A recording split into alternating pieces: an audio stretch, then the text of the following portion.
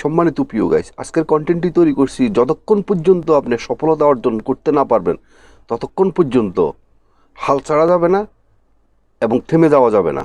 কোনো একজন মহান ব্যক্তি বলে গেছেন যে আমরা আমাদের অসফল হওয়ার পিছনে, ব্যর্থ হওয়ার পিছনে আমাদের একটা জিনিস কাজ করে, সেটা হলো আমরা যখন একটা জার্নি শুরু করি, একটা স্বপ্নের লক্ষ্যে যখন আমরা ফোকাস করি, অনেক বেশি পরিশ্রম করতে করতে দেখা যাচ্ছে আমরা আমাদের মধ্যে একটু সামনে গেলেই দেখা যাচ্ছে আমরা সফলতার মুখ খুঁজে পেতে পারি। কিন্তু আমরা আর একটুর জন্য আমরা অধৈর্য হয়ে আমরা সামনের দিকে না গিয়ে দেখা যাচ্ছে আমরা নিজেকে ব্যর্থ প্রমাণ করে আমরা আবার পেছনের দিকে চলে আসি। সেজন্য 99% লোক অসফল হচ্ছে, সফলতা খুঁজে পাচ্ছে না। সেজন্য আজকে হতাশা, সেজন্য আজকে এত সমস্যা। আমাদের মধ্যে সবচেয়ে বেশি হলো অধৈর্য জিনিসটা আমাদের মধ্যে সবচেয়ে বেশি কাজ করে। আপনার মধ্যে যত বেশি অধৈর্য কাজ করবে তত বেশি আপনি অসফল হবেন।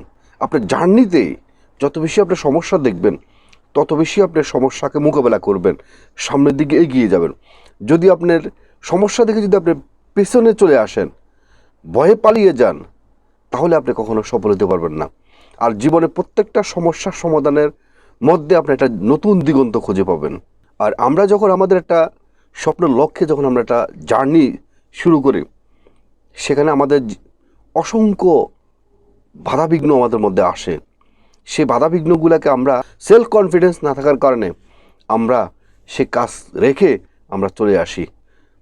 যখন আমাদেরকে কেউ বলে যে তোমার পক্ষে এটা কখনো করা সম্ভব হবে না, বা এটা তুমি কি করে সম্ভব হবে, তুমি এটা কখনো একা করতে পারবে না, এই যে নানান লোকে যখন আমাদেরকে নানানভাবে যখন আমাদেরকে ব্যাহত করে, তখন আমরা ধৈর্য হারিয়ে নিজের স্বপ্নের কথা তখন আমরা ভুলে গিয়ে এই পর্যন্ত যে আমরা কষ্ট করে এগোছি সেটাকে আমরা ভুলে গিয়ে আমরা হতাশ হয়ে ব্যর্থতা মাথায় নিয়ে আমরা আবার পেছনের দিকে চলে আসি। এটি আমাদের জীবনের সবচেয়ে বড় ব্যর্থতা। যেখান থেকে আশা খাবেন সেখান থেকে আপনাকে আবার হামাগুমি দিয়ে আপনাকেও উঠে দাঁড়াইতে হবে। একটা মহান ব্যক্তি বলে গেছেন, অন্ধকার পালিয়ে যাবে যখন তুমি উঠে দাঁড়াবে। তো সুতরাং আপনি যখন ঘুরে দাঁড়াবেন, নিজের প্রতি বিশ্বাস রেখে, আত্মবিশ্বাস রেখে, উপরওয়ালার উপরে যখন বিশ্বাস রেখে যখন আপনি কাজটাকে সেভাবে মজবুত করে নাসরবন্দার মতো যখন ধরে রাখবেন, তখন কিন্তু আপনি সফল হতে পারবেন। সেই বিষয় নিয়ে আজকে আমরা আলোচনা করব, কিভাবে জীবনে সফল হওয়া যায়, এবং যতক্ষণ পর্যন্ত আপনি সফল না হবেন ততক্ষণ পর্যন্ত আপনার কাজের প্রতি আপনার ফোকাস কখনো কমানো যাবে না, এবং কখনো কাজ থেকে কখনো আপনাকে পিছপা হওয়া যাবে না, কখনো মাঠ থেকে পালিয়ে যাওয়া যাবে না। আমেরিকার একজন কলেজ টিচারের সক্রেটিস, ওনার একটা উদাহরণ আপনাদেরকে দিই। ওনার কাছে একজন স্টুডেন্ট এসছে, ওনার খুব প্রিয় একজন স্টুডেন্ট ওনার কাছে এসে বললো যে স্যার, আমি আমার জীবনে অনেক বড় হতে চাই, অনেক বড় একজন সফল একজন ব্যক্তি হতে চাই, আমাকে এমন কিছু টিপস দেন যে টিপস কাজে লাগিয়ে আমি আমার জীবনকে যেহেতু জীবনের সর্বোচ্চ উপরে উঠতে পারি, নিজের পায়ের নিচে মাটি তৈরি করতে পারি এবং নিজেকে একজন সফল ব্যক্তি হিসেবে যেহেতু দাবি করতে পারি। তখন ওই স্টুডেন্টকে হাত ধরে উনি হাঁটতে হাঁটতে হাঁটতে হাঁটতে নদীর কিনারে চলে গেলেন। নদীর কিনারে গিয়ে স্টুডেন্টকে বলল, তুমি পানিতে নামো। ওই স্টুডেন্টও পানিতে নামলো, আপনার সক্রেটিস প্রফেসর উনিও পানিতে নামলো। নামার পরে ওই সক্রেটিস ওই স্টুডেন্টকে পানির নিচে মাথা চাপিয়ে ডুবিয়ে ধরে রাখলেন। প্রায় 1-1.5-2 মিনিট ধরে রাখছে। ধরার পরে কোনোরকম সেই স্টুডেন্ট ঝাপটা দিয়ে অনেক কষ্ট করে উপরে উঠলেন। ওঠার পরে বললো যে হোয়াট ইজ স্যার, আপনি কি আমাকে মেরে ফেলতে চেয়েছেন? আমি তো আপনার কাছে এসেছি একটা পরামর্শের জন্য, জীবনে কীভাবে বড় হওয়া যায়, উন্নতি করা যায়। আপনি আমার একজন আইডল, আমার একজন বিশ্বস্ত প্রফেসর, স্যার, আপনি আমাকে এটা কি করলেন? আমি তো একটু পরে মারা যাওয়ার সম্ভাবনা ছিল। বললো যে ওকে, এখন তুমি আমার কিছু প্রশ্নের উত্তর দাও। তোমার সাথে ইতিমধ্যে যে ঘটনাটি ঘটছে সেই পরিপ্রেক্ষিতে তুমি আমাকে কিছু প্রশ্নের উত্তর দাও। বললো যে বলেন স্যার। তখন ওই প্রফেসর বললেন, সক্রেটিস বললেন, আমি যখন তোমাকে পানির নিচে চাপিয়ে ধরলাম তখন তোমার কাছে কি মনে হলো? তুমি সবচেয়ে কার কথা মনে করছো? বললো নো স্যার, আমি এইসব বিষয় কোনো কিছুই ভাবিনি। আমি শুধু একমাত্র ভাবছি আমি কিভাবে পানির নিচ থেকে উপরে উঠতে পারি। আমার তো অক্সিজেনের প্রয়োজন ছিল।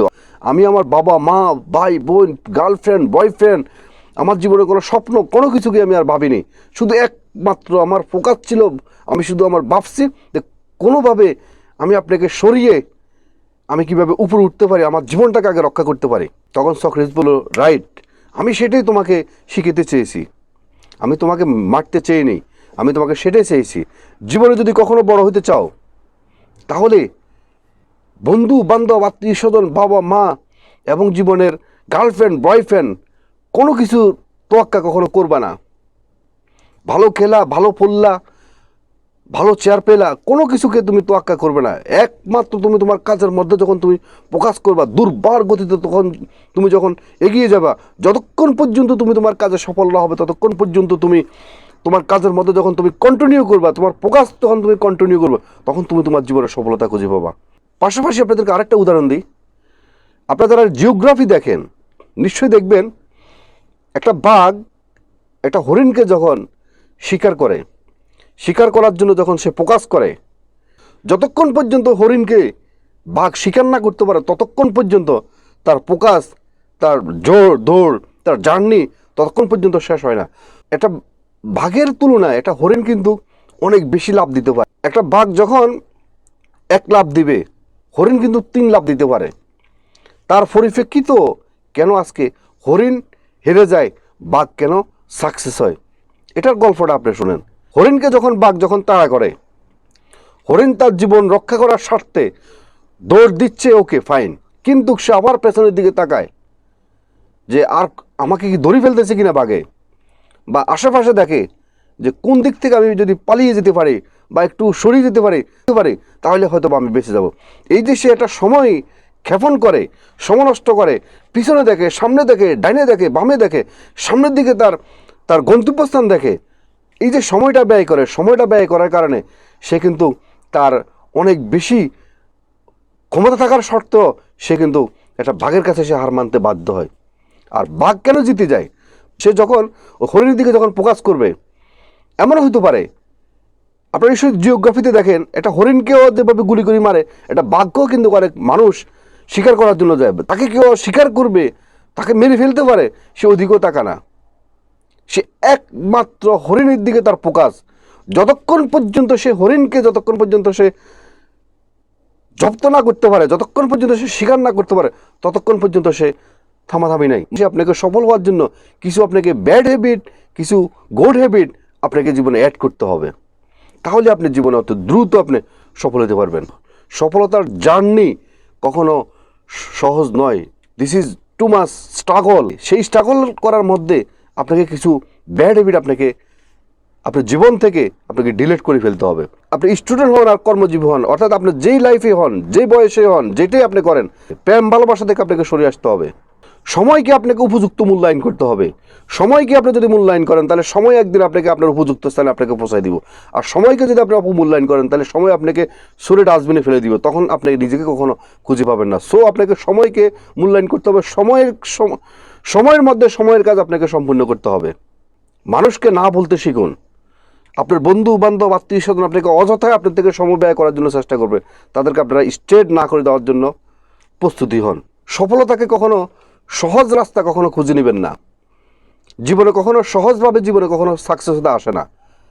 আপনাকে সাকসেস হইতে হলে ভালো একটা দিন যদি আপনি পেতে হয়, একটা সফলতা যদি আপনার জীবনে পেতে হয়, তাহলে আপনাকে অনেকগুলা খারাপ দিনের সাথে আপনাকে লড়াই করতে হবে, যুদ্ধ করতে হবে, তাহলে আপনি আপনার জীবনে সফলতা অর্জন করতে পারবেন। এভাবে যদি আপনি নিজেকে যদি প্রস্তুত করতে পারেন, ব্যাড হ্যাবিট থেকে যদি আপনি বেরিয়ে আসতে পারেন এবং একটা কমফোর্ট জোন থেকে যদি আপনি বেরিয়ে আসতে পারেন, তাহলে আপনি আপনার জীবনে অতি দ্রুত আপনি সফল হতে পারবেন। জীবনে অনেক বেশি ঘুমাইছেন, প্রয়োজনে আরামের ঘুম ত্যাগ করতে হবে। আপনার জীবনে ভুল কী ছিল অতীতের, সেই ভুল থেকে শিক্ষা গ্রহণ করতে হবে। এভাবে যখন আপনি নিজেকে প্রস্তুত করবেন, তাহলে আমার বিশ্বাস, I can very well understand, আপনি আপনার জীবনে সফল হতে পারবেন। আজকের মতো ভিডিওটি এখানে শেষ করলাম। ভিডিওটি যদি আপনাদের ভালো লেগে থাকে তাহলে অবশ্যই একটা লাইক করবেন, একটা কমেন্ট করবেন। আপনাদের একটা লাইক, একটা কমেন্ট আমার কাছে অত্যন্ত গুরুত্বপূর্ণ। এবং যারা নতুন, অবশ্যই মিয়াজি ফিলসফি চ্যানেলকে সাবস্ক্রাইব করে অল নোটিফিকেশন অন করে রাখবেন এই ধরনের নতুন নতুন মোটিভেশনাল ভিডিও পেতে। এবং যারা আগে সাবস্ক্রাইব করছেন আপনাদেরকে অসংখ্য ধন্যবাদ।